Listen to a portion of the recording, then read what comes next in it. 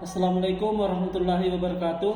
Perkenalkan, nama saya Sultan Ansar, Prodi Ekonomi Syariah 3 semester 4. Adapun tugas yang saya buat ini untuk memenuhi tugas mata kuliah Ekonomi Mikro dengan dosen Bapak Dr. Syafarudin SAG MSI.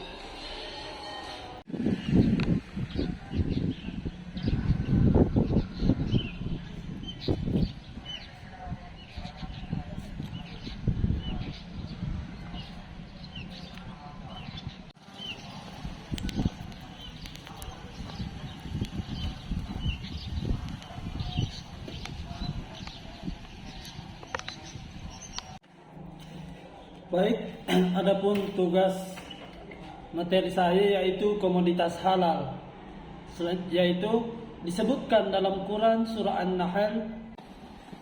Bismillahirrahmanirrahim. Fakulu mimma razaqakumullahu halalan thayyiban waskuru nikmatallahi in kuntum iyyahu ta'budun.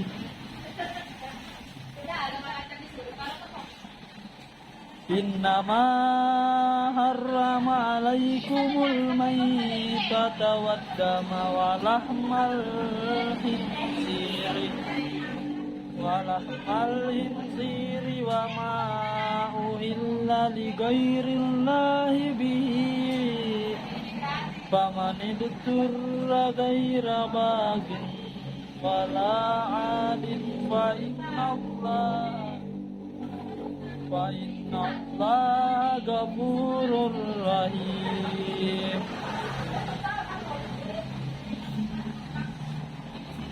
Wala taqulu lima tasifu alsinatukumul kasiba hadza halalun wa hadza haram la taftaru alallahil kasiba innalladzina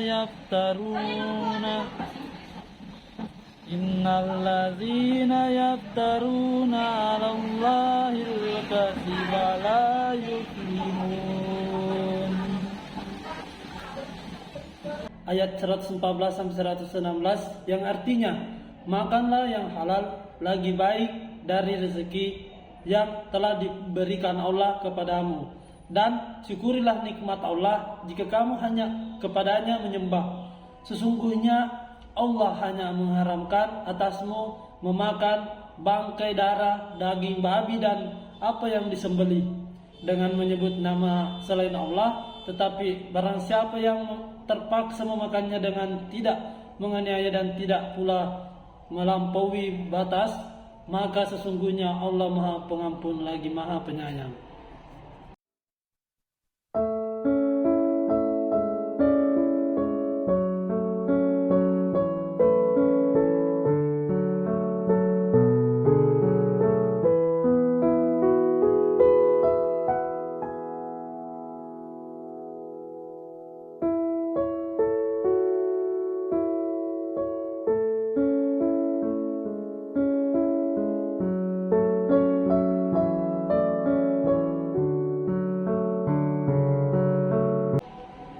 dan janganlah kamu mengatakan terhadap apa yang disebut-sebut oleh lidahmu secara dusta. Ini halal dan ini haram, untuk mengada-adakan kebohongan terhadap Allah. Sesungguhnya orang-orang yang mengada-adakan kebohongan terhadap Allah tiadalah beruntung. Kaitannya dengan ayat tersebut di atas dengan transaksi komoditas, bahwa komoditas atau barang yang bisa ditransaksikan atau sebagai sarana konsumsi dan produksi, yaitu suatu objek atau jasa yang halal yang memiliki nilai ekonomis yang bisa digunakan untuk mewujudkan maslahah, manfaat fisik dan non-fisik.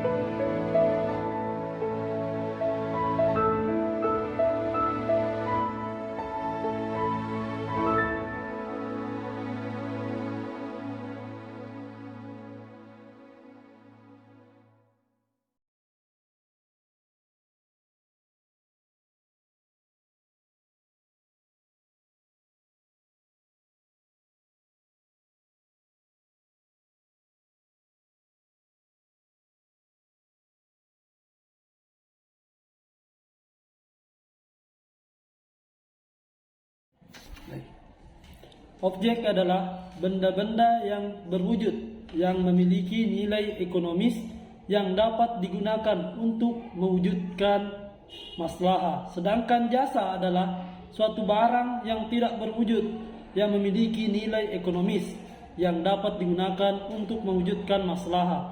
Jadi barang dan jasa itu merupakan alat atau sarana yang memiliki nilai ekonomis yang dapat digunakan untuk mewujudkan maslahah. Barang sebagai sarana dalam mewujudkan maslahah dapat dibedakan berdasarkan cara memperolehnya, kegunaan dalam hubungannya dengan barang lain ataupun dengan cara proses produksinya.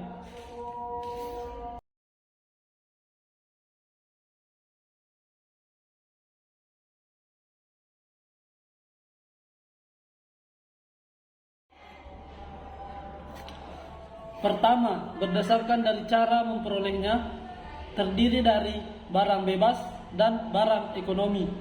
Barang bebas yaitu barang yang diperoleh tanpa mengorbankan sumber daya ekonomi, misalnya udara, sinar matahari dan air, dan jumlahnya sangat melimpah.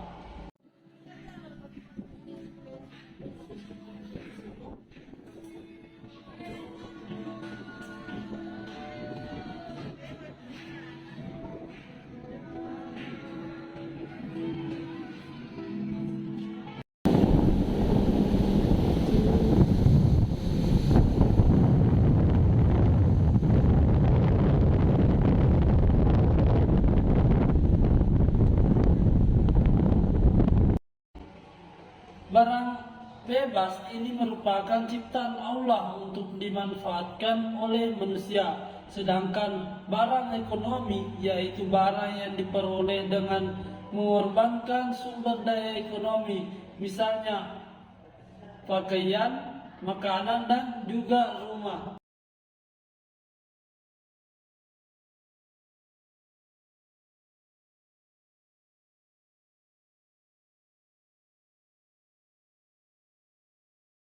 Keep dancing all night long. You shake that, I just juice it. I love the way you move that. DJ, just play my song. We'll keep dancing all night long. You shake that, I just juice it. I love the way you move that. DJ, just play my song. We'll keep dancing all night.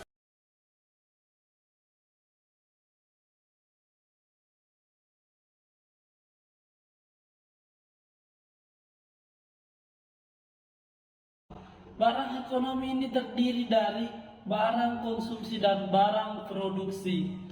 Barang konsumsi adalah barang secara langsung dimanfaatkan untuk memenuhi kebutuhan manusia, baik yang sifatnya tahan lama, misalnya pakaian, perabot rumah tangga, kendaraan, dan lain-lain.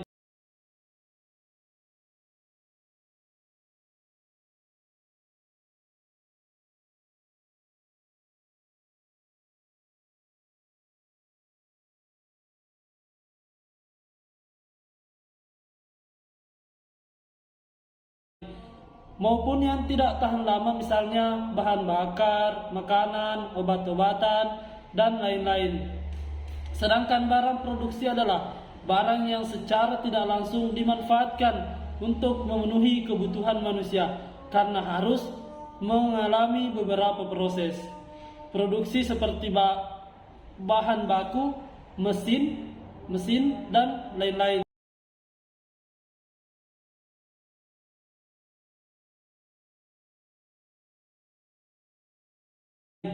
Kedua, berdasarkan kegunaan dalam hubungannya dengan barang lain, terdiri dari barang substitusi dan barang komplementer. Barang substitusi adalah barang yang biasa menggantikan barang lain seperti bus dapat menggunakan angkutan kereta api, jagung dapat menggantikan beras sebagai kebutuhan pokok masyarakat. Sedangkan barang komplementer adalah barang yang bisa melengkapi barang lain. Barang demikian dapat bermanfaat dalam memenuhi kebutuhan manusia apabila digunakan secara bersama. Misalnya bensin dengan kendaraan dan tinta dengan pena. Ketiga, berdasarkan proses produksinya, terdiri dari barang mentah, barang setengah jadi, dan juga barang jadi. Barang mentah adalah barang yang belum mengalami suatu proses produksi, pengolahan, dan akan dijadikan sebagai bahan yang laku dalam proses produksi. Misalnya kapas, kayu, gelondongan, dan beras.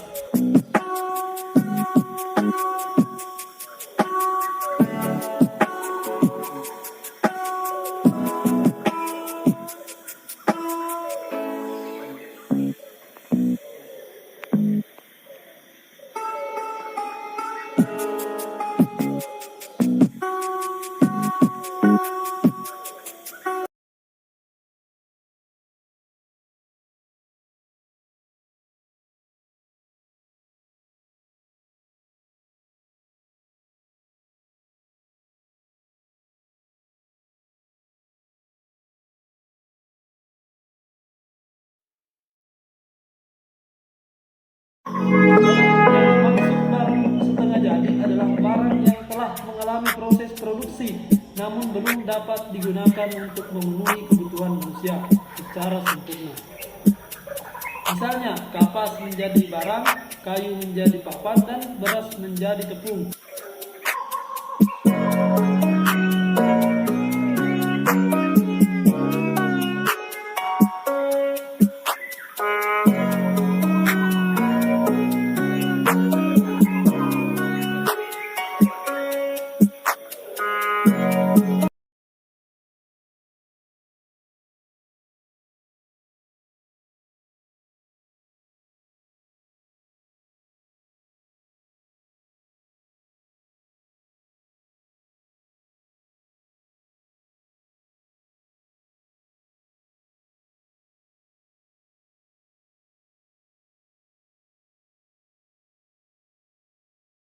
Dan dapat digunakan dalam memenuhi kebutuhan.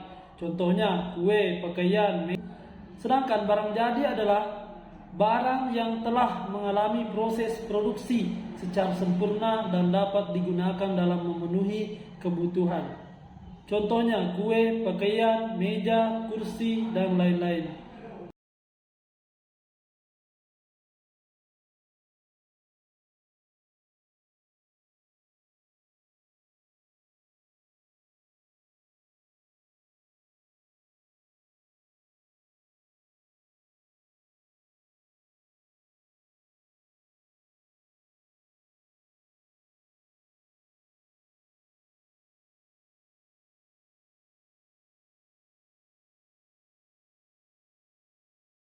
kapas menjadi barang, kayu menjadi papan, dan beras menjadi tepung.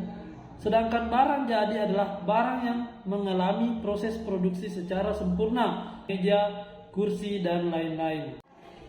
Baik, itulah penjelasan dari saya mengenai materi komoditas halal. Nah, lebih dan kurangnya mohon dimaafkan. Wallahul muwaffiq ila aqwamit thoriq. Wassalamualaikum warahmatullahi wabarakatuh.